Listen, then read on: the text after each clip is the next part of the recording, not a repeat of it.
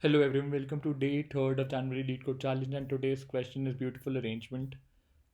In this question, you are given an input integer, and let's understand the question using the slideshow that I have created. So let me just start the slideshow. And before starting the question, let's understand what is a beautiful arrangement array. A beautiful arrangement array is an array in which each element of the array holds this property. It is either divisible by the index at which it is present, the number is divisible by the index at which it is present, or it divides the index at which it is present. So that means either the a of I modulus I equals to 0, either this is the case, or the index, this is I stands for the index, and index modulus that value is equal to 0 if each element of the array holds this property, either of these property. It is known as beautiful arrangement array. Beautiful arrangement array. Now, what is given in the question? In this question, you are given an input n. That signifies there is an input array starting from 1 to till n, fall up to n, and you need to reorder. You can reorder this array into any permutations and tell how many such beautiful arrangement arrays are possible. You need to return its count. So, as the question itself said, you need to generate all permutations of this input array and then count how many such uh, beautiful arrangements are possible. We need to do exactly the same thing. It's a simple backtracking technique where you have to write the code for generation of all permutations of an input array, so with the input array given as this, and you need to count the beautiful ones. The question boiled down to the permutation question, which is how can you generate all permutations. This counting part is pretty simple. So the problem, if you're aware of how you can generate the permutations, then you will be able to solve this question. If you are not aware of, let me just walk you through the code, and I'll help you understand that algorithm. As a first step, I'll define a global variable that will help us store the count. So it's defined to 0, and let's just write a corner case. If n equals to 0 or less than equal to 0, return count upfront.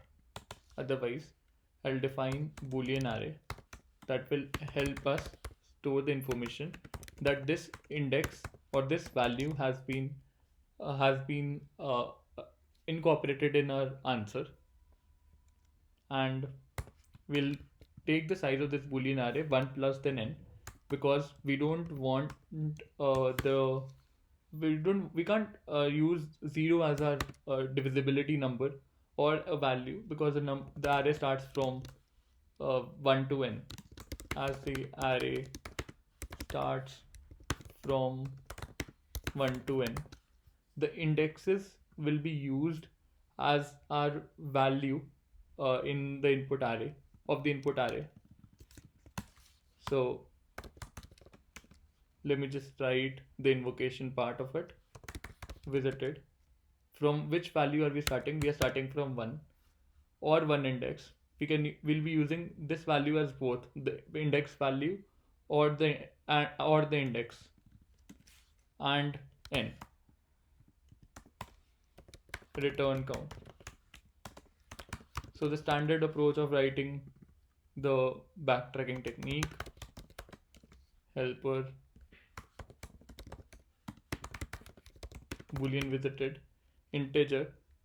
What is the first value? The second value, it is the val or index, both ways, because we will be checking a of I ampersand I or I ampersand a of I, either of them. So it will be used as both, and this is n. If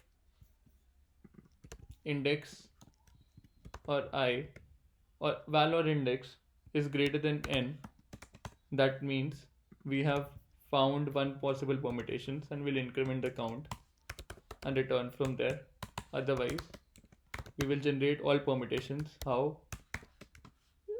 We'll start a loop from starting from n till I, and we'll check if val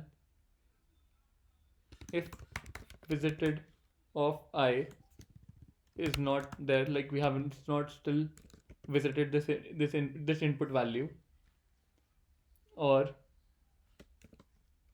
if val or index modulus I equals to 0, or I modulus val or index.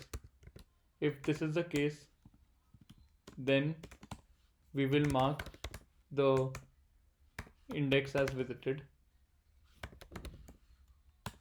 and we will continue the iteration starting from the next val.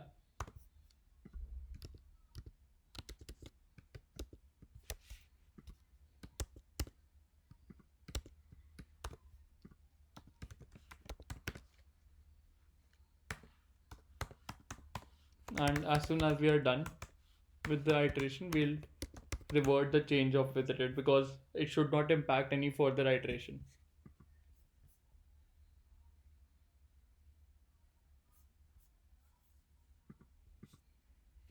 It passed, and let me just submit the code. Accepted. So let me just reiterate what we are doing in this question, how I have coded it up.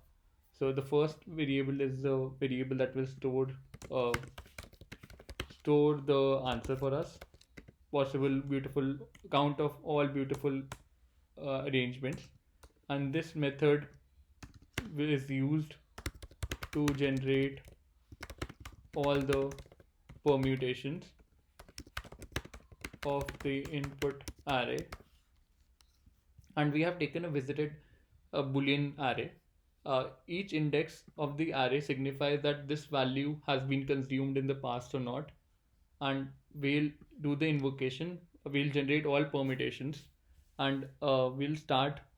This is the failure case or the return case whenever the val or index it exceeds the input, the n size for us, because whenever it goes beyond n plus 1, by virtue of this condition, we have found one solution and we'll abort that process. Otherwise, we'll generate all permutations starting from 1 till n. We'll check whether the value has been consumed in the past or not. And this val or index we'll check as given in the question, whether it should be divisible by I or it should divide I, either of the case. Once we find this condition, we will update the visited that this value has been consumed, that this index or value has been consumed in this current iteration, and we will invoke the helper method for the next iteration. And as soon as we are done, we will revert the change. We'll undo the change of visited so that it doesn't impact any other iteration in the permutation in the recursion stack. Undo the change. So this is a standard templatization of writing the permutation algorithm. And once we are done with this, we'll just revert back and the count will give us the answer. What is the time complexity? The time complexity is same as the code for the logic for generation of permutations of the array. That will be up to n factorial, and space complexity would be of that of the recursion stack. That's it. Thanks for watching the video.